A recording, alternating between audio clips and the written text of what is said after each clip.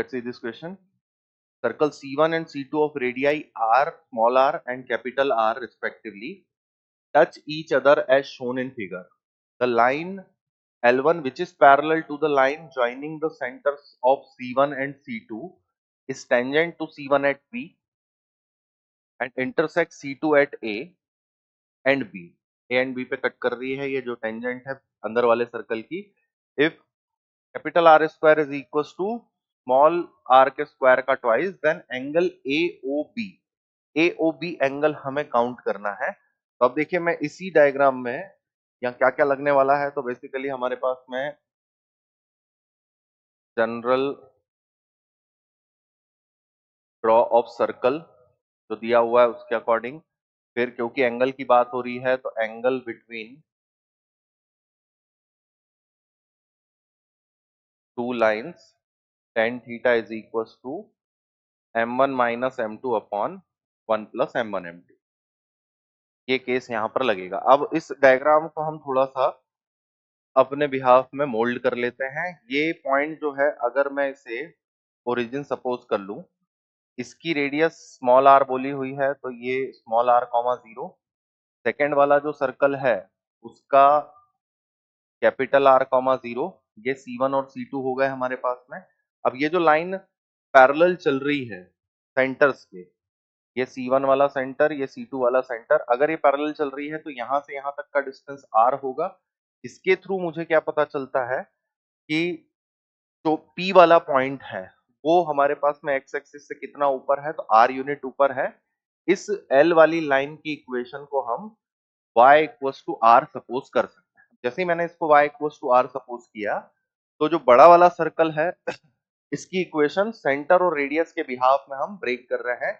Equation of C2 is x minus r का whole square plus y square is equals to r square. अब अगर मुझे a और b point पता करने हो, a और b पॉइंट क्या थे, तो मैं y इक्वल्स टू r अगर पुट कर दूंगा तो a और b के x कोऑर्डिनेट मिल जाएंगे. क्योंकि देखिए अगर y इक्वल्स टू r चल रहा है तो यहाँ पर हमारे पास में a का और b का y वाला कोऑर्डिनेट तो फिक्स हो गया r के इक्वल. x पता करने के लिए हम इसको लाइन के साथ सॉल्व कर लेते हैं. Put y is equals to r for a and b. तो जैसे ही हमने y की जगह पे r पुट किया, r माइनस r का x माइनस r का whole square plus r square is equals to r square. x minus r का whole square is equals to r square minus r square. या फिर x की मुझे दो values मिल रही हैं, r plus minus under root r square minus r square. अब देखिए ये क्या दिखा रहा है, तो ये हमें दिखा रहा है जब हम r में प्लस करते हैं तो b वाले पॉइंट के कोऑर्डिनेट हो गए प्लस साइन के, और सेंटर से पीछे जाएंगे तो a के कोऑर्डिनेट मिल जाएंगे हमें. तो a और b की कोऑर्डिनेट की टर्म में वैल्यूज ऑब्टेन हो गई. Along with the condition r square को आप 2r स्क्वायर भी ले सकते हैं. तो a और b के कोऑर्डिनेट में बना रहा हूं. देखिए a है माइनस साइन वाला कोऑर्डिनेट, और r स्क्वायर की जगह का अगर हम 2r लिखते हैं तो ये बनेगा r minus r comma r. B वाला जो है इसमें भी हम कैपिटल आर स्क्वायर की जगह अगर 2r स्क्वायर लेते हैं तो r plus R comma R. ये ए के और बी के कोऑर्डिनेट हो गए. अब हमें चाहिए क्या था, तो एंगल निकालना है AOB.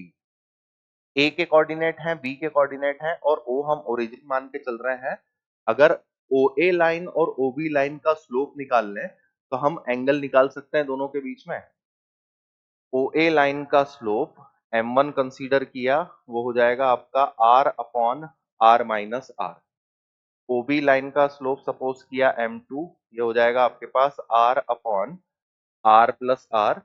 एंगल 10 के टर्म्स में AOB मैं कैलकुलेट कर रहा हूं. देखिए m1 minus m2, r upon r minus r, r upon r plus r, 1 plus r square upon r square minus r square. से कैलकुलेट करते हैं R R plus R square minus R R plus R square upon R square minus R square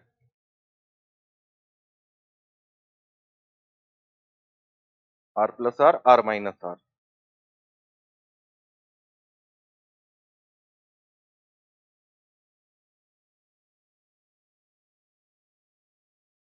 ये R R से R R cut गया, और नीचे हमारे पास R square minus R square plus R square, ये आर स्क्वायर से भी आर स्क्वायर कट गया। तो बेसिकली जो बचा है वो हमारे पास में आ रहा है 2r² अपॉन आर स्क्वायर। और इस रिलेशन को देखिए, आर स्क्वायर की जगह पर हम 2r² लिख सकते हैं, तो ये दोनों क्वांटिटीज भी आपस में इक्वल है। वैल्यू मिल रही है हमें 1 के इक्वल। 1 होने का मतलब है कि एंगल ए ओ बी जो है वो आपके पास में 10 के टर्म्स में 145 डिग्री बनता है। तो करेक्ट आंसर जो है वो angle A O B is 45 degree, या पाई बाय 4 के टर्म्स में। इंटीजर टाइप क्वेश्चन है तो 45 ही टिक करना रहेगा in terms of degree part. इसको देख लीजिए एक बार, जो कंसेप्ट में यूज हुआ जनरल इक्वेशन ऑफ सर्कल, जिसमें हमने इक्वेशन अपने दिए हुए केस के अकॉर्डिंग ऑब्टेन कर ली, और बाकी स्लोप ऑब्टेन करके दोनों लाइंस के बीच का एंगल कैलकुलेट कर लिया। देखिए इसे एक बार।